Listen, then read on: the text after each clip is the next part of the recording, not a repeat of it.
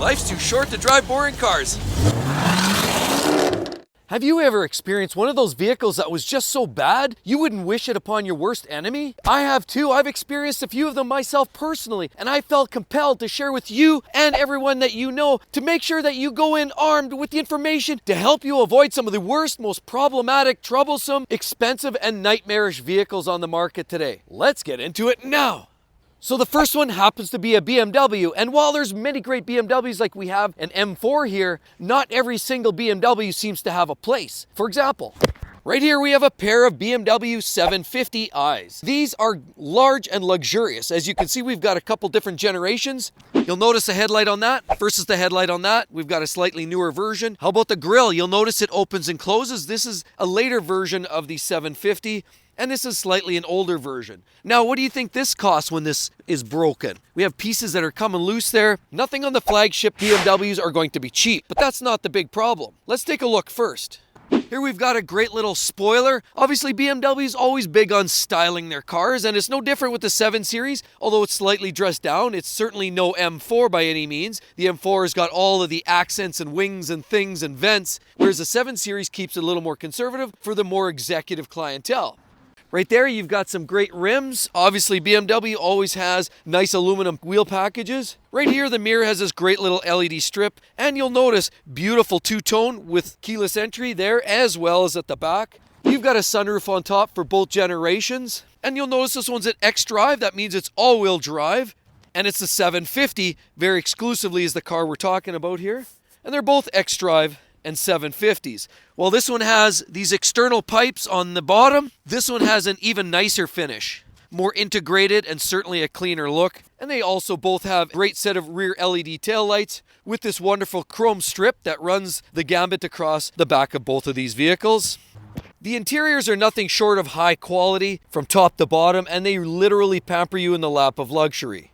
So why wouldn't I want to recommend this vehicle to each and every one of you? It's because it's the 750, and that's where the problem is. That means it's got the N63. Just Google N63 problems on the internet and you'll see what I'm talking about. The N63 is a 4.4-liter twin-turbo V8. They packaged actually 2 turbos between the V. In BMW's world, it's referred to the hot V. The 2 turbos are sitting tightly, neatly between the V of the engine, causing all that extra heat to billow and build. What that starts to do is roast the top end of the engine and creates all kinds of hot spots, potentially leading to rubber and plastic deterioration, wire deterioration, but more importantly, it takes a toll on the heads and the valve guides as well as the valve guide seals, contributing to a massive amount of premature oil consumption. Now with the later versions, they did multiple upgrades, the TU upgrades, which made that engine slightly more reliable as years went on, but it's that very design that causes a lot of heartburn for a lot of people. They also have problems with timing chains, battery draw if it's left too long. These cars just sap the juice out of the battery. High pressure fuel pumps and injectors.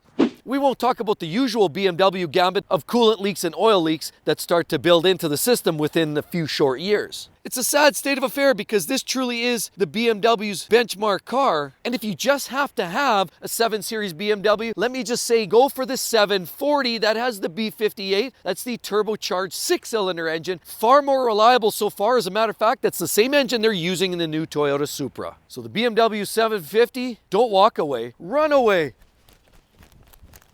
So the second car on my list that I couldn't in my right conscience recommend or suggest to anybody that I like, let alone anybody that I don't like, and that's the Maserati Ghibli. First of all, let's take a look. They are a beautifully styled car.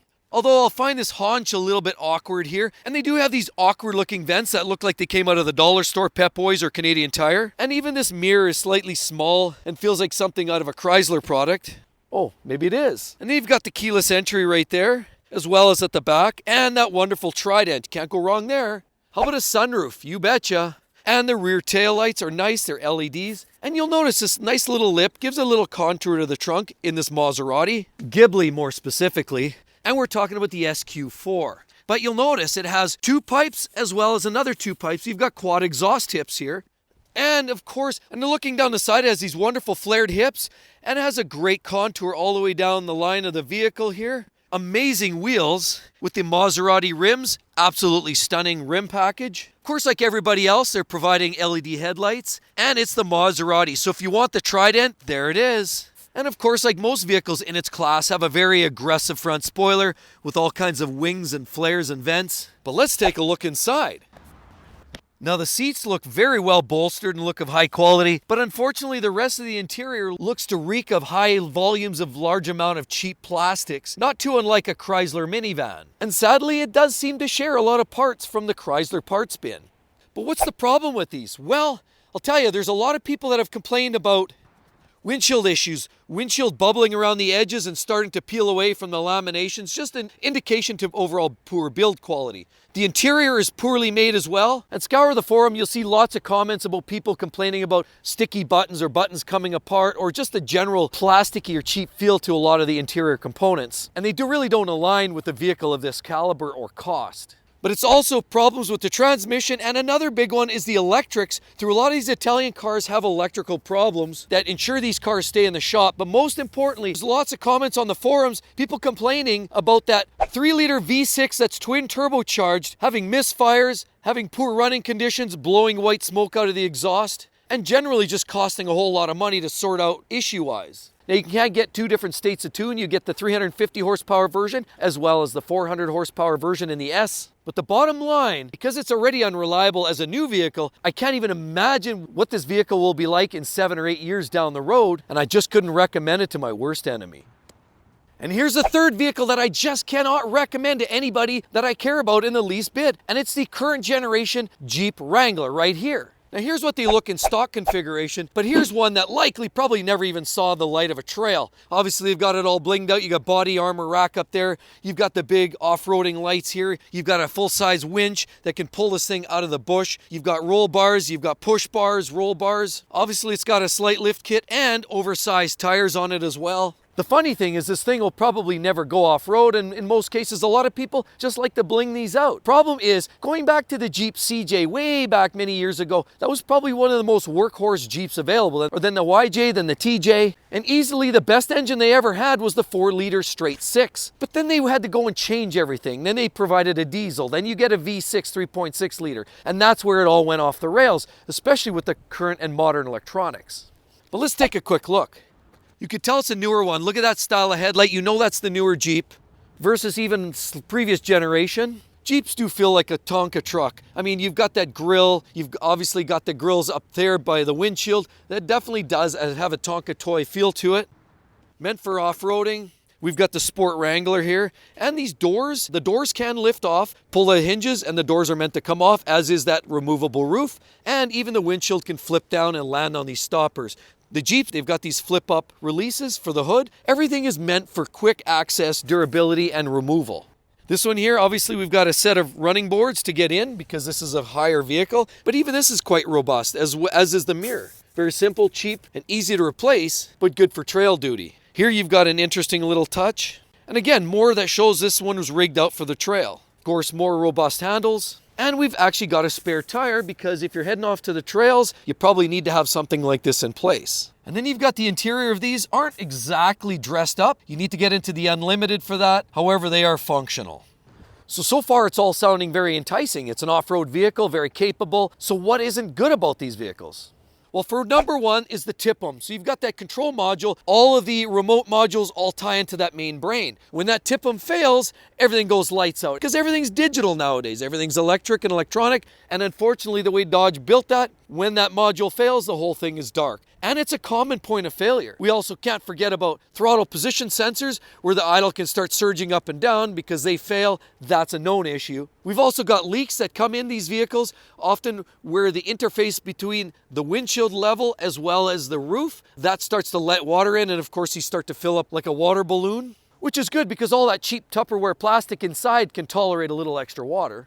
But unfortunately, it's not all the electronics that can take the water on, and that's why these vehicles are notoriously unreliable in regards to the electronics on board. Can't forget about problematic automatic transmissions. Get the manual if you can. Transfer case issues. Another big one is the death wobble that comes from excess wear under here. You've got suspension equipment underneath there that starts to wear, and when it does, the vehicle starts to get wallowy on the highway, and when it does at speed, it becomes dangerously unstable and unreliable. It's bad enough that these vehicles sit high as well with a narrow wheelbase and a narrow track, You add a little slop in the front suspension and that becomes an absolute nightmare. So as fun as these vehicles are when they're running, I can't, in my good conscience, advise on buying one of these. If you need to have one, maybe look for an older TJ with the 4-liter straight six. Or even better yet, if you don't need to do the hardcore rock crawling off-roading and you just want something that's a good sturdy all-wheel drive or 4x4, go with one of the Toyota 4Runner. Is going to last forever.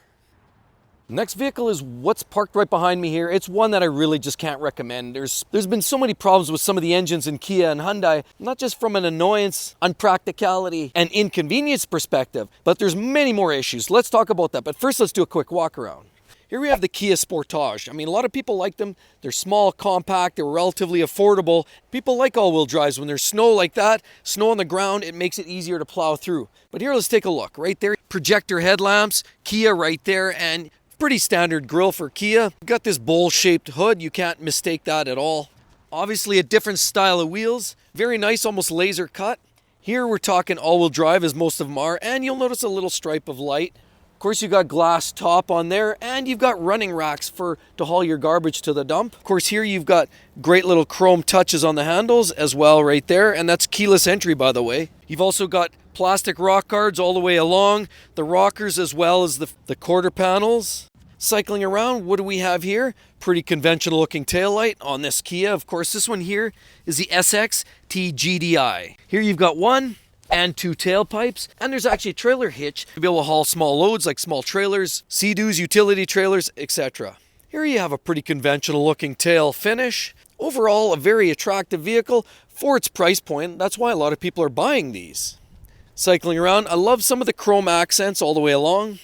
And even the interiors are looking a lot slicker in the modern day Korean-made vehicles. But sadly, it's all the unreliability buried behind this vehicle that causes me heartburn. More importantly, it's all the vehicles that have burned down. Have you heard about all the recalls? Just do car recall on a Google search and you'll find the first thing has to do with Kia and Hyundai. But this has engine recalls because of the catastrophic engine failures where engines are going poof, blown up, and these vehicles are burning roadside because poor machining within the engine is causing uneven wear and tear on the rod bearings. The rod bearings are essentially the interface between your connecting rod and your crankshaft. That's your reciprocating mass, and if you have uneven wear and tear, you create hot spots. That hot spot then becomes a potential for fire, which there's been many cases, and unfortunately many lives have been lost because of these particular vehicles. But on top of that, we're talking wiring harnesses that get stretched, that they're pulled too tight. When the engine shakes in the chassis, they break loose. There's been leaks on the oil pans. There's also rear brake lights that don't come on because there's a disconnect there. There are numerous recalls which are a pain, but many vehicles have recalls. The big one, of course, is the fact that these engines can start on fire. That's the big reason why I really can't recommend this Kia Sportage, Optima, Forte, and many other models. And another vehicle I really couldn't, in my right mind, actually advise anyone to buy because they're just a terrible vehicle, and it's the Hummer, as we see right behind us here. So here we have the H2, and of course it has definitely a presence. It's a big, large, ostentatious vehicle. Now this isn't the best of it. The best of it is actually the H1, which is the Humvee, which was originally utilized in the military, and it definitely has a stage presence. It definitely stands out and takes up about 1.5 lanes of a roadway. But the problem with that one is it had the Detroit diesel engine, which was supremely unreliable. Some people updated that horrible diesel engine to the Duramax with the Allison transmission, which was a lot better, but it's still a large vehicle, way too much than you need on the road. Then you have the H2, what we have here, which rusted. They were notorious for rust. They had the 6.2 liter V8, was a gas guzzler, and if you got 6 miles to the gallon, you'd be calling her good. But then there was the H3, which was not much more than a minivan, unreliable, poorly made, and quite frankly, was a wannabe.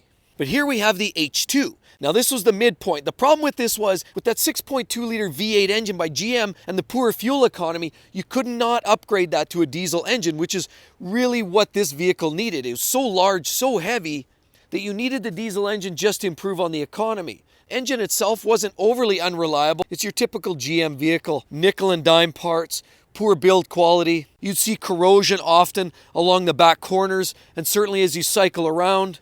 Takes me 20 minutes to get to the back. You'd often see rust around these areas. Some of the later models, some of them are starting to rust in the back corner, or certainly you're seeing rust along the bottom edge here. Now they're large. Look how massive that thing is compared to a regular Jeep. The thing's massive. Although you can haul a trailer with it, and it does look kind of interesting. You've got the GM handles there. front and back, pretty standard. And the interior was nothing much more than a 3/4 ton GM. He had some pretty bulbous fenders and panels, which look great, but again, due to the abysmal fuel economy and relatively poor build quality, the H2 was undesirable, the H3 was junk, and H1 was just way too much for the street. Sorry, but no Hummer here. And with all of that said, be sure to click on that video. Vehicles that don't make 60,000 miles, guaranteed you're going to want to know that list. Hope to see you next time. Catch you real soon. Bye-bye.